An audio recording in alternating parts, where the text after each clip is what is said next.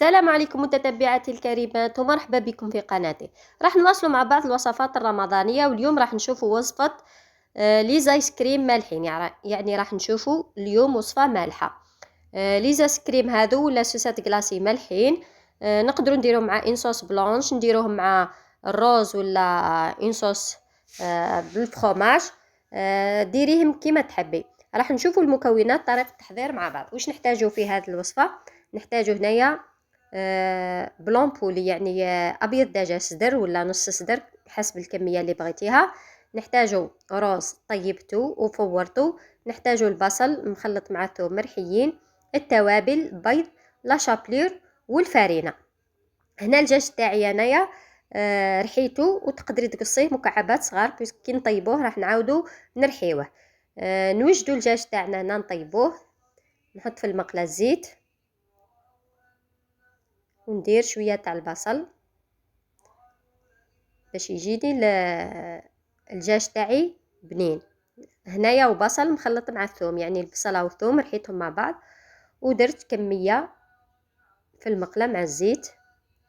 نقليو البصله تاعنا مليح حتى تذبل مليح، ونزيدوا لها كما راكم تشوفوا هنا، ونزيدوا الدجاج تاعنا كما قلت لكم قصيه قطع صغيره ولا رحيه. انا هنايا رحيته، ومن بعد كي يطيب راح نزيد نعاود نرحيه باش يجيني رطب. نلوح الدجاج تاعي هكا، ما نديروش الدجاج ني. من بعد الدجاج ني كي ديريه مع الروز وتقليهم ما يكون دي فوا ما يطيبش الدجاج مليح. هنايا راح نتبلوا الدجاج تاعنا، نديروا الملح، نديروا فلفل الكحل، نديروا له ثوم بودره اذا بغيتي، يعني اذا ما بغيتيش ما ديريش. توابل تبلي كيما بغيتي، ما فلفل الكحل وملح بزايد يكفيو. ونديروا فلفل احمر حلو هكذا. يعني التوابل ديري واش بغيتي، واش الحوايج اللي عندك. هنايا انا زدت بعض التوابل تاع الكباب باش تنحى لي ريحه الدجاج هذيك. دي فوا الدجاج يجي فيه الريحه هذيك تاع الدجاج، نشتي نزيد له هاد التوابل ينحيو له الريحه تاع الدجاج. نطيب الدجاج تاعنا مليح حتى يبيض اللون تاعو. شوفوا كيف ابيض، ما تحرقيهش، طيبيه جيست شويه باش ما يجيكش محروق. من بعد في لي زايس كريم تاعنا نعاود نرحي الدجاج كما قلت لكم. اللي قطعته قطع تعاود ترحيه، واللي رحاته راح كي طيبيه راح يتلملك كيما هكا.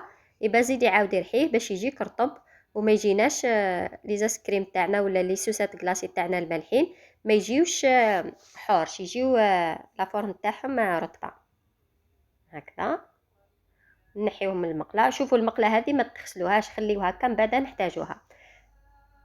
نرحي اللحم تاعي، تقدري ديري ثاني اللحم مرحي ثاني يجيو ملاح. هنا انا اختاريت الدجاج، وانتي تقدري ديري اللحم مرحي. ها هما كي.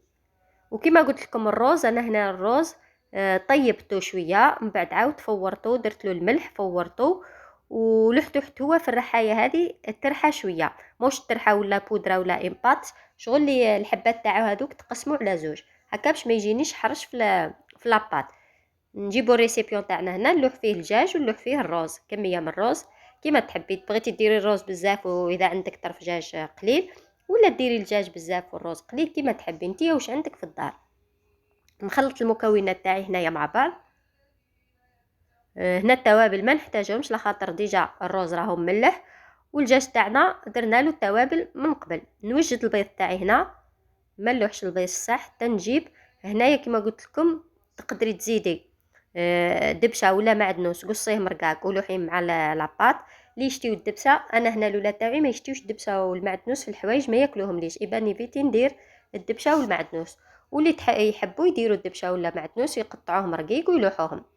هنايا واش راح نزيد؟ راح نزيد مغرف ولا زوج تاع فارينه،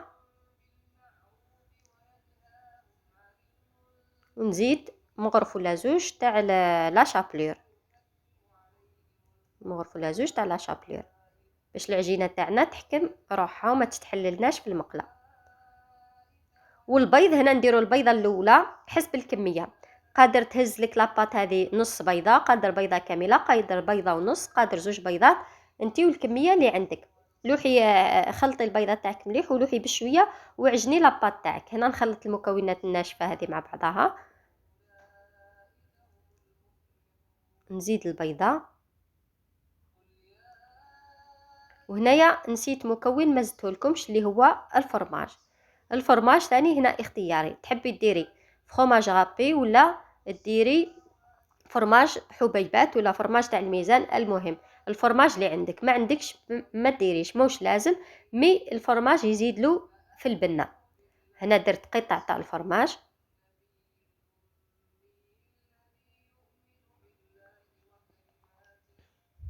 هاكي.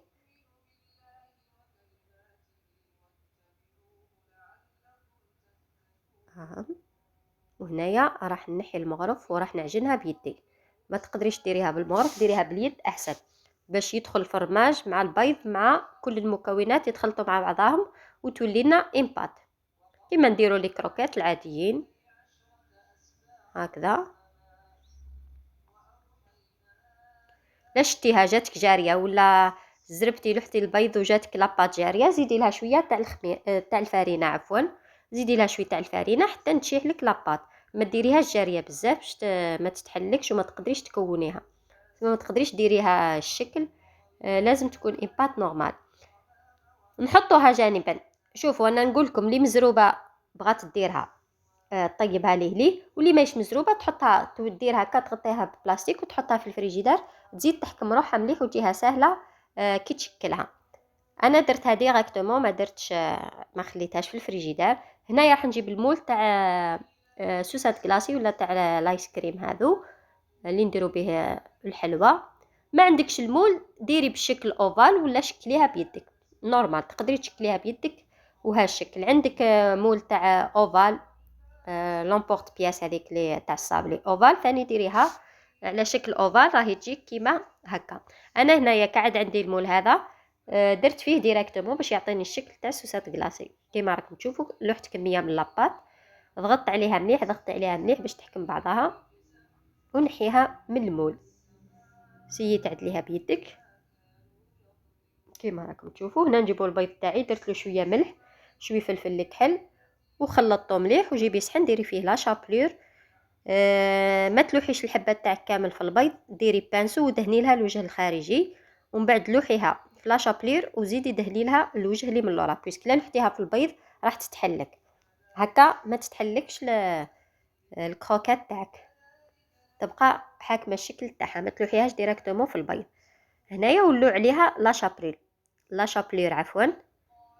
نلوحو عليها بشويه، ما تزربيش روحك باش ما تتحلش كيما راكم تشوفوا. ديري لها الجوانب، ديري وسيي تضغطي على لا شابلور هذيك باش تحكم روحها مليح في لاباط. هنايا لا شتي الشكل تاعها فزدلك وعندك هذو لي مول، عاودي لوحيها في المول وعاودي شكليها نورمال كيما راكم تشوفوا. عاودت لوحتها في المول وشكلتها هكذا باش نحافظ على شكل تاع سوسات كلاصي ولا ايس كريم. ها هي كي الحبه تاعنا واجده. المهم غطيها مليح بلا شابلور، نحطهم في صحن ونخليهم ما تقليهمش فم فم. كملي لاباط تاعك كامل حطيهم في صحن، هذاك هو يزيدوا يبسوا شويه يشيحوا ويحكموا رواحهم مليح. راح نكمل بعض الحبيبات معاكم. هناك زربت الفيديو نشكلها وكما قلت لكم ما تلوحوش الحبه تاعكم في البيض ديريكت، دهنوها برك بالبانسو باش ما تتحللكم وحطوها في لا شابلور.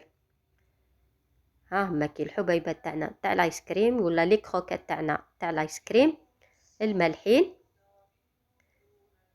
نروحوا هنا باش نقليهم. انا كملت لاباط تاعي كامل وجبت المقله تاعي حطيت فيها شويه زيت وزدت فيها طرف تاع الزبده باش تعطي لها البناس. الزبده كي تقلي حاجه في الزيت والزبده يجي لو غو تاع لي كروكيت هذوك بنين. نخلي الزيت تاعي يسخن مليح ولوحي لي كروكيت تاعك طيبيهم عادي، حمري الوجه التحتاني وقلبيهم بالعقل وزيدي حمري الوجه الفوقاني كيما راكم تشوفوا هنا. نخلي لكم الفيديو كيما راهو، ما نزربهولكمش.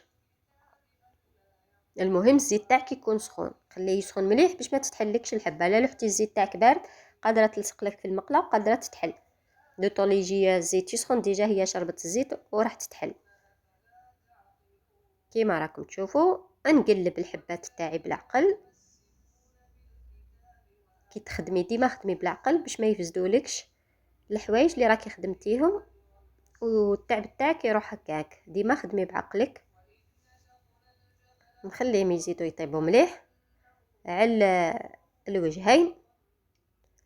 وهنايا نجيبوا اناسيات نديروا فيها بابي ابسوربون باش يشربوا من الزيت هذاك. وهاي الحبه تاعنا كيفاه طاب ديروها دوغي. شوفوا كيفاه لا شابلور ولات الشكل تاعها واللون تاعها. نحي الحبيبات تاعي كامل ونكمل نقلي الكميه اللي بقات عندي. وهذو هما لي كروكيت تاعنا ولا لي زايس كريم تاعنا المالحين بعد ما طيبتهم. كيما راكم تشوفوا نكمل نطيب لي كروكيت تاعي كاملين. وهنايا بقات عندي كميه واش درتها. درتها ديبولات، يعني درتها كعابر. كيما راكم تشوفوا هنا خليت لكم الفيديو باش تشوفوهم. درتهم كعابر ودرتهم في البيض في لاشابلير بنفس الطريقه. هنا باش ندير بيهم حاجه اخرى. هادو هما لي كروكيت تاعنا راهم طابوا، نخليهم جانبا يبردوا. دركا راح ندير لكم كيفاه نطيب الروز. هنايا جبت مربيطه كيما راكم تشوفوا، لحت فيها طرف الزبده ودرت فيها بعض التوابل اللي عندك ديريهم. وجبت كاس تاع الروز غسلته مليح بالماء السخون ولحته هنايا في المرميطه بعد ما ذابت الزبده، وقليته شويه مليح مع الزبده هذيك. ومن بعد لحت عليه 2 كيسان ولا 3 تاع الماء سخونين، لازم يكون الماء سخون. وقف لي عليه نقصي عليه وخليه حتى يشرب الماء تاعو هذاك ويطيب. وهنايا واش راح ندير نوجد ان كريم بالفرomاج. واش نجيبو المقله هذيك اللي درت فيها ديجا الدجاج تاعي، قلت لكم ما تغسلوهاش. درت فيها طرف زبده وطيبت فيها لي شامبينيون. هذا اذا كانوا عندك لي شامبينيون، اذا ما عندكش ديري ديريكتومون هذيك المقله لوحي فيها كريم ليكيد ولا كريم فخاش ولا كريمه الطبخ. المهم كريمه الطبخ ولوحي فيها واش عندك انواع تاع الفرomاج ولا طرف تاع الفرomاج عادي، شويه فلفل الكحل، وخليها تغلي حتى يذوب الفرماج هذاك اللي لحتيه. هنايا راح تولينا صوص فرomاج، صوص بالفرomاج. وهنايا كما راكم تشوفوا الروز تاعي راهو شاح وطاب في نفس الوقت طاب. نخليهم هذيك لاصوص فرomاج جانبا، والروز تاعي نخليه جانبا. كما قلت لكم البنات اللي ما عندهاش المول تاع الايس كريم دير بالمول كما هذا اللي راهو عندي.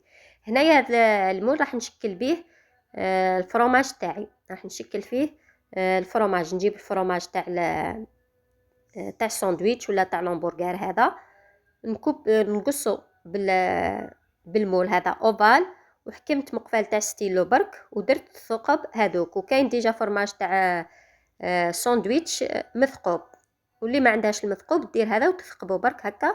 بغينا نعطيو شكل لي زايس كريم تاعنا هذو ولا سوسات كلاصي المالحين. كيما راكم تشوفوا هنايا ثقبت الكاري ودرتو بالمول اوفال، كوبيتو هكا بالمول اوفال. راكم تشوفوا ها هو كيفاه درت له الثقب هذيك باش يجي الشكل تاعو باهي. نعطيو شكل برك ومنظر للمملحات تاعنا. هنايا جبت الاعواد تاع سوسات كلاصي. طبعا اللي عندك الاعواد هذو لي باطون تاع سوسات كلاصي نرشقهم في الحبه تاعي تاع المملحه ونحط عليهم الفرماج من الفوق. كيما راكم تشوفوا هكا درتو تزيين فقط. اللي عندها تقدر ديرو، اللي ما عندهاش معليش ما ديريش. من بعد ديري في ان بوش كريمه الجبن هذيك اللي وجدناها، وديري عليه خطوط فوق الحبات هذوك ثاني يجي الشكل تاعهم باهي. كيما راكم تشوفوا راح نوجد هنايا صحن تاع صحن بالمملحه هذه. واش درت الروز اللي طيبته درته في ان بول ولا ديري الشكل اللي بغيتي وحطيته. وحطيت هنايا لي شامبينيون تاعي اللي طيبتهم. وهنايا كما قلت لكم لي بولات هذوك درت هذو لي رامكان تاع التيراميسو، وجبت اعواد هذو رشقت فيهم الكوريات هذوك اللي درتهم. يخي درت اخرين شكل سوسات كلاصي، واخرين درتهم دي بولات. درت شويه كريمه الجبن في البول، في الريسيبيون تاع تيراميسو، ولحت فيه الحبيبات هذوك اللي درتهم، الكبيرات تاع المملحه. وهنايا سوسات كلاصي تاعي المالحه ولا لي زايس كريم مالحين، راني حطيتهم كيما راكم تشوفوا.